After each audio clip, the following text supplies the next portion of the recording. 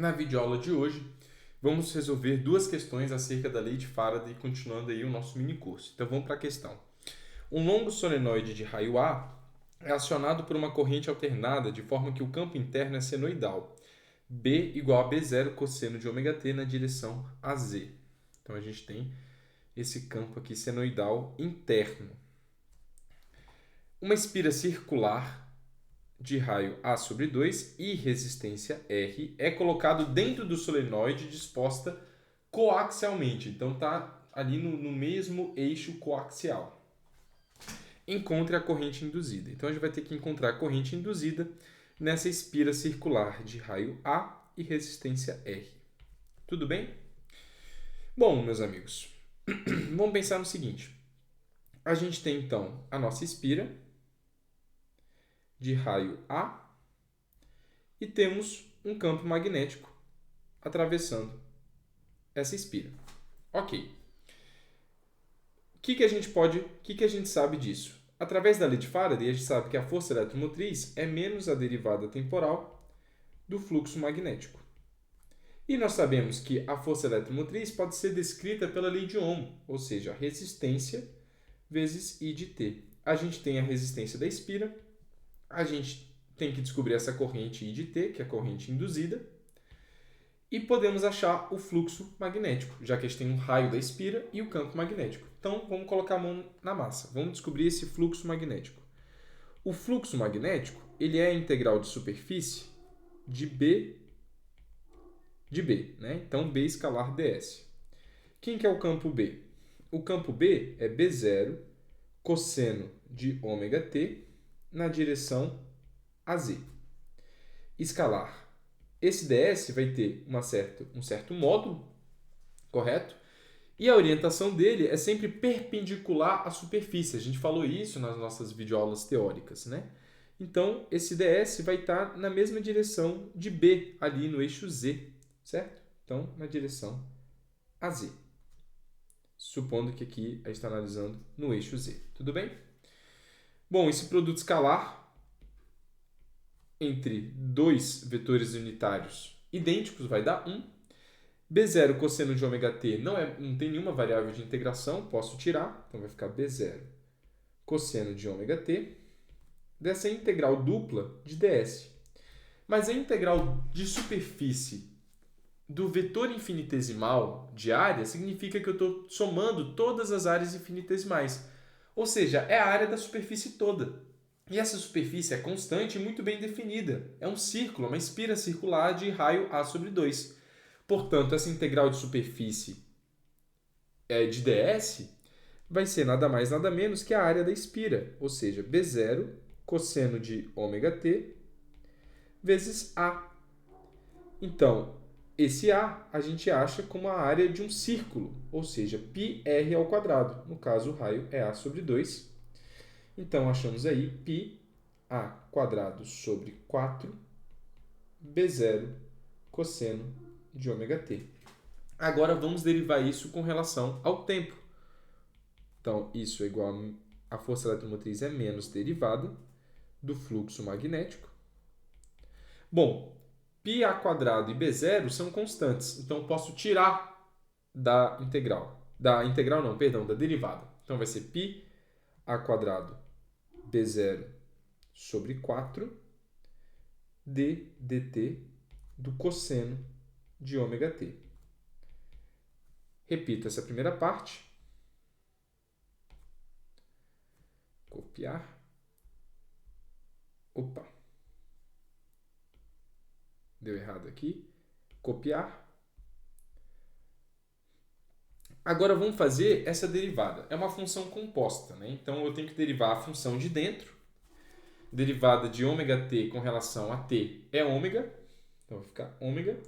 Vezes a derivada da função de fora, que é a derivada do cosseno, que é o menos seno. Então menos seno de ômega-t. Portanto, a força eletromotriz ela vai ser πa quadrado ômega B0 sobre 4, que multiplica seno de ômega-t. Como a força eletromotriz é a resistência vezes a corrente induzida, nós concluímos que essa corrente induzida vai ser isto daqui, dividido por R, né? Então, copiar. E aqui, dividimos por R. Unidade de medida, ampere. Questão resolvida. Aí, eu acredito que foi uma questão mais tranquila, certo? Só matemática e o raciocínio não foi tão complexo, né? Agora, para essa questão, vai exigir uma base matemática e uma base de raciocínio maior. Vamos para a questão. Vou até usar o marca-texto aqui.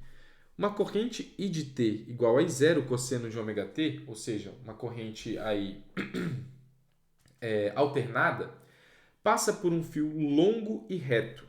Esse fio longo e reto eu vou considerar que seja um fio infinito. Tudo bem?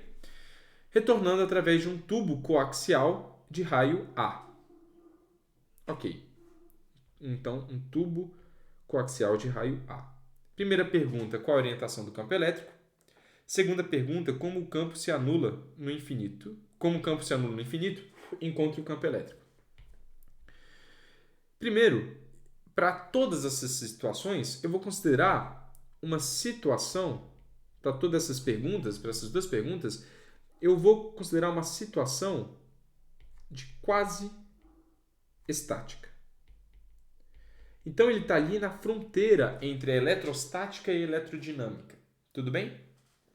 A partir disso, vamos lá. Primeira pergunta. Vamos pensar no seguinte. O tubo está aqui, de raio A. A corrente está passando por aqui.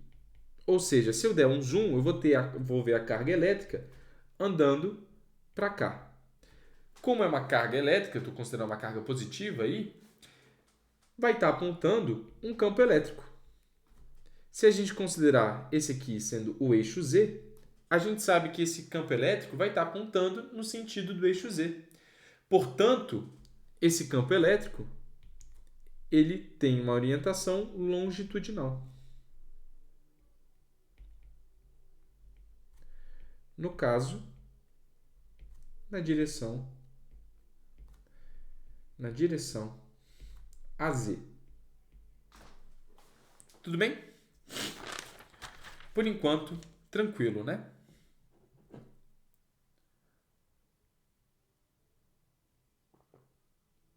Ok, vamos para a segunda pergunta.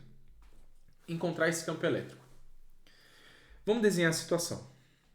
A gente tem um fio longo e infinito, então vou desenhar esse fio bem grandão. Assim, por exemplo. E a gente vai ter um tubo de raio A.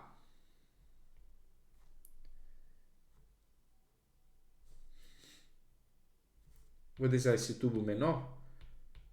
Desenhar, por exemplo, como o fio hoje está considerando infinito, vou desenhar assim. Só que mais largo. Desse jeito assim. De raio A.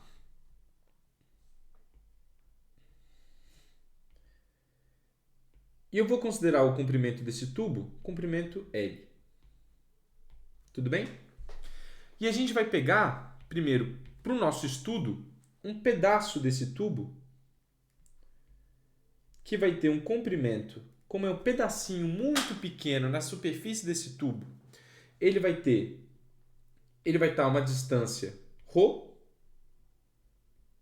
do fio infinito, tudo bem? Em que essa corrente I de t está passando, uma distância ρ, e se a gente der um zoom nessa superfície, a gente vai ter o seguinte. A gente vai ter um comprimento dl e uma largura dρ. Tudo bem? Ok. Tendo em vista isso, eu sei que pela lei de Faraday eu preciso descobrir o campo elétrico, né? Pela lei de Faraday, a força eletromotriz, que pode ser reescrita como a integral de linha do campo elétrico, tem que ser igual a menos a variação temporal do fluxo magnético. Ok. Então vamos lá. A gente está aqui, por exemplo, no eixo Z. Então vou considerar aqui que está no eixo Z. Então, o que nós temos? A integral de linha do módulo do campo elétrico na direção AZ, a gente descobriu isso no item anterior, escalar dl, que também vai estar na direção AZ. Isso vai ser igual a quem? A menos d dt da integral de fluxo. Vamos lá. O campo magnético, como está numa situação de quase estática e esse fio é infinito, eu vou utilizar da lei de Biot-Savart. Como está nessa situação de quase estática, eu vou permitir essa aproximação e utilizar a lei de Biot-Savart. Ou seja, como esse fio é infinito, eu posso reescrever o campo magnético dele como μ0I dividido por 2πρ na direção afim, porque vai estar circulando, né? Circulando esse campo magnético vai estar circulando ali o fio, né? Faz a regra da mão direita, a corrente está passando por aqui, vai ter um campo magnético circulando esse fio na direção φ. E o vetor infinitesimal de área? Bom, veja só. Isso aqui que a gente está vendo é um retângulo, né? Só que a gente está pegando esse retângulo, como na verdade não é um retângulo, né? Ele tem meio que uma curvatura, parece uma calha, assim, mais ou menos. Esse seria o formato, porque a gente está pegando uma superfície infinitesimal desse tubo. Só que essa superfície é tão pequena, que essa curvatura é praticamente desprezível. Então, a área dele, e como esse vetor ds está sempre apontando perpendicular à superfície, essa área dele eu posso escrever como produto de dl e dρ, área da base vezes a altura, porque está aproximando essa superfície em formato de calha, né? Como se fosse, é tão pequena, como se fosse um retângulo, mas a direção que está apontando é na direção φ. Ok, achamos muitas coisas aqui. Vamos lá então. Esse campo elétrico, o módulo dele não está nas variáveis de integração, então eu posso tirar da integral. Produto escalar entre dois vetores unitários idênticos dá 1. Então vai ficar E integral de 0 até L, que é o comprimento total do tubo, de dl. Isso vai ser igual a menos d dt. Vamos lá. Mesma coisa, produto escalar entre dois vetores unitários idênticos dá 1. μ0, i de t e 2π não fazem parte das variáveis de integração, então posso tirar da integral. E são constantes também, μ0 e 2π são constantes. E a corrente não está em função nem de dl nem de dρ, então eu posso tirar. Fica aqui μ0, i de t sobre 2π. O que nos resta é o seguinte, é a integral de 0 até L de dl. E a integral, vamos ver, onde que está analisando esse ρ? Essa distância está analisando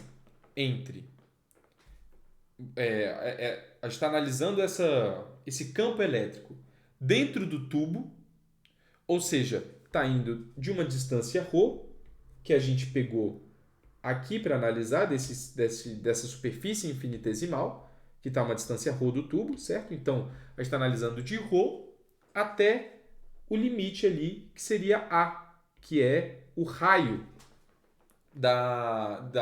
dessa secção transversal do tubo.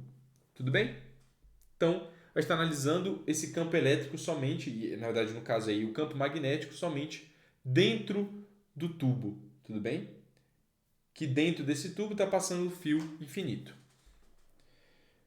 De 1 sobre ρ dρ. Perfeito, meus amigos. Vamos lá. Então, vai ficar E vezes L, que é o resultado dessa integral de dl de 0 até L. Isso vai ser igual, μ0 sobre 2π é uma constante de tudo, né? Então, μ0 sobre 2π. Aqui, nós não temos nenhuma variável temporal. Então, vai ser o seguinte, integral de 0 até L de dl vai ser L. Integral de 1 sobre ρ de dρ é ln de ρ, certo? Indo de ρ até A. Tudo bem? Isso multiplicando a derivada temporal da corrente elétrica. Esse L corta com esse L. Então, teremos o seguinte. O campo elétrico vai ser igual a menos μ0 sobre 2π, que multiplica o ln de A menos ln de ρ, vezes, bom, qual que é aqui a corrente elétrica? É formato cossenoidal, e 0 é uma constante, então vem para fora. Regra da cadeia, derivada do cosseno de ômega-t é menos seno de ômega-t vezes ômega. Esse menos vai cortar com esse menos. Portanto, temos que o campo elétrico vai ser μ0 sobre 2π. Essa subtração de ln, eu posso escrever tudo dentro de um ln só, do quociente, né, uma propriedade dos logaritmos, ln de A sobre ρ, vezes I0 ômega seno de ômega-t. Deixando isso mais bonitinho, temos que μ0 sobre 2π I0 ômega ln de A sobre ρ seno de ômega-t volts por metro. E, obviamente, na direção z. Achamos aí, então, o resultado, o valor desse campo elétrico dentro do tubo, ou seja, esse resultado aqui. Então, vamos lá, conclusão. Quando ρ é maior do que A, nós sabemos que o campo magnético, como a gente está numa situação de quase estática, ele é zero, portanto, o campo elétrico vai ser zero. Tudo bem? Agora, para ρ menor do que A, ou seja, dentro desse tubo, achamos que o campo elétrico vai ser igual a tudo isso aqui. Vou escrever até aqui embaixo, para facilitar. Venho você aqui também. Vai ser tudo isso aqui.